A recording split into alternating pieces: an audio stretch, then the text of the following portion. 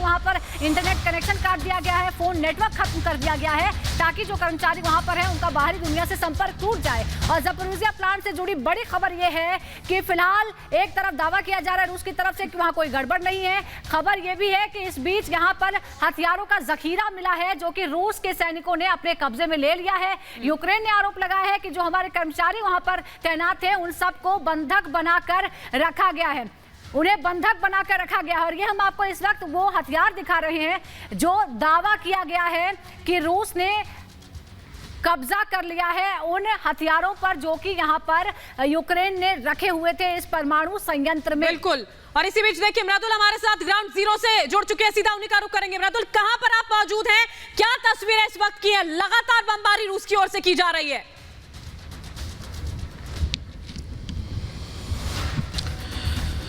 बिल्कुल, देखिए शहर दर शहर हम लगातार घूम रहे हैं और हर जगह पर ऐसी ही तस्वीर सामने आई है। जैसा अभी हमने 14 तस्वीरों के जरिए जनता को बताने की कोशिश की, हर शहर में इस तरीके की तबाही मची हुई है। लेकिन एक बात आज सुबह जो देखने को मिली, जो इवैक्यूएशन के लिए बसेस तैयार की गई थी वो भी खाली हुई हैं और वहां पर भी जाने में दिक्कतों का सामना करना पड़ रहा है। कई जगह से चरनीहिव से ये तस्वीर सामने आई है जहां ये बताया गया है कि जो रशियन ट्रूप्स हैं उन्होंने रेजिडेंशियल यानी जो रिहायशी इलाके हैं, जो गांव हैं, जो घर हैं, उन पर कब्जा कर लिया है और वहां पर हथियार छिपाए गए हैं। तो एक तरफ इवैक्यूएशन में दिक्कत आ रही है, दूसरी तरफ रूस की सेना लगातार आगे बढ़ रही है और दिक्कतों का सामना करना पड़ रहा है रिहायशी इलाकों में रहने वाले लोगों को। साथ ही साथ कीव की एक जानकारी हम दर्शकों को देना चाहेंगे कि कीव की तरफ जो मूवमेंट हो रहा है, अब नॉर्थ और नॉर्थ वेस्ट डायरेक्शन से मूवमेंट की खबर मिल रही है और ये जानकारी बहुत महत्वपूर्ण है क्योंकि लगातार हम कह रहे हैं कि कीव को घेरने के लिए कोशिश लगातार की जा रही है लेकिन अभी तक कामयाबी नहीं मिली है। और उसका बड़ा कारण यही है कि जो उत्तर का क्षेत्र है वहां पर बहुत ज्यादा चौकसी बढ़ा दी गई है। कल हमने जो रिपोर्ट आपको दिखाई थी वो बेलारूस बॉर्डर के बहुत करीब थी, लगभग हम 30 किलोमीटर पास थे बेलारूस बॉर्डर के और वहां पर जो शेलिंग हुई थी एक के बाद एक 7 जगह पर बम बरसाए गए थे और कितनी भारी तबाही वहां पर हुई थी आपने देखा था। तो दूसरी तरफ आप देखिए उत्तरी क्षेत्र में लगातार चौकसी बढ़ा दी गई है, तो बमबारी खार्किव और सुमी एरिया में बहुत ज्यादा की जा रही है। रशिया ये दावा करता है कि वहां पर उसका कब्जा हो गया है और उसके इतर लगातार बमबारी की जा रही है। माइकोलेव की एक तस्वीर हम दिखाना चाहेंगे क्योंकि डिप्टी मेयर जब कल यहां के स्थानीय चैनल से बात कर रहे थे तो उन्होंने इस बात का जिक्र किया कि माइकोलेव में बहुत ज्यादा संख्या में लोग जाना चाहते हैं, बाहर भागना चाहते हैं, लेकिन उनके लिए तमाम तैयारियां की गई हैं लेकिन अभी तक कामयाबी नहीं मिली है। जो हम बार बार जानकारी दे रहे हैं कि बसेस खाली हैं और जो इवैक्यूएशन के लिए ग्रीन कॉरिडोर बनाया गया था वहां पर भी दिक्कतों का सामना करना पड़ रहा है।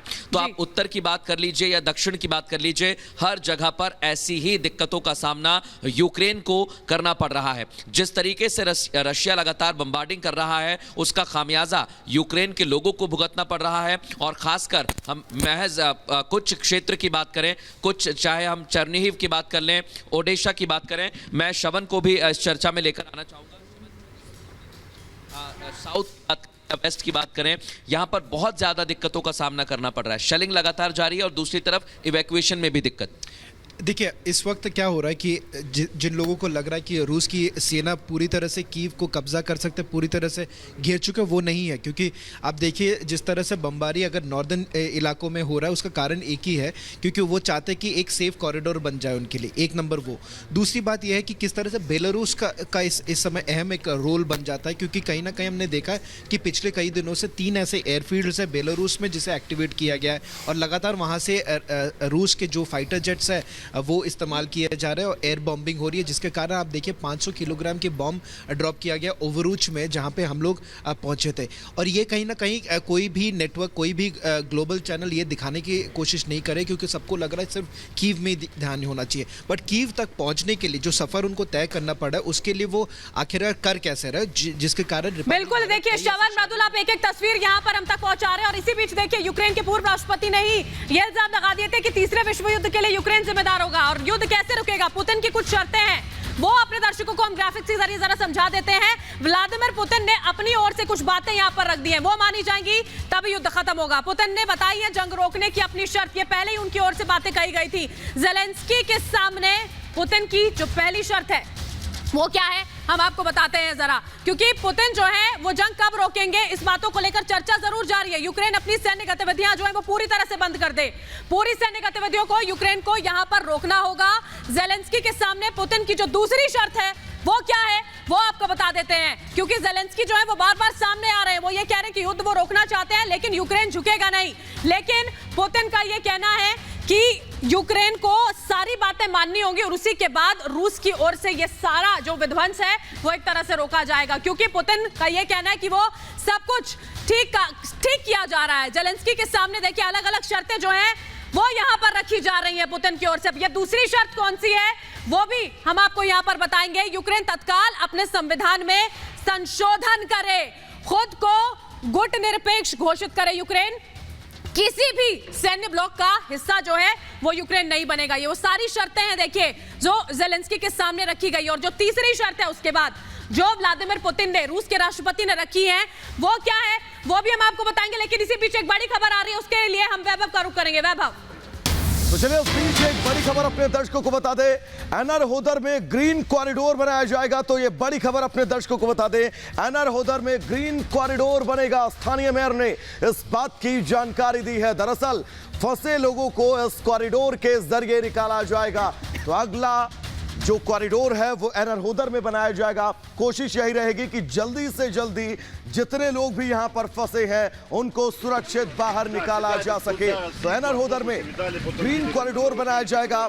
यहां पर आपको बता दें सीज फायर होगा, जिसके बाद तमाम लोग जो फंसे हुए हैं उनको यहां से बाहर निकाला जाएगा। तो बड़ी खबर इस बीच अपने दर्शकों को बता दे, राहत भरी खबर जरूर है एनआर होदर में उन लोगों के लिए जो अपने आप को यहां पर फंसा मान रहे हैं, जो अपनी जिंदगी के लिए संघर्ष कर रहे हैं।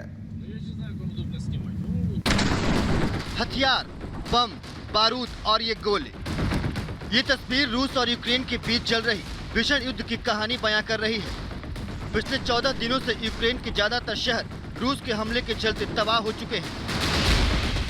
गोला बारूद और मिसाइल ने रिहायशी इमारतों को ध्वस्त कर दिया है।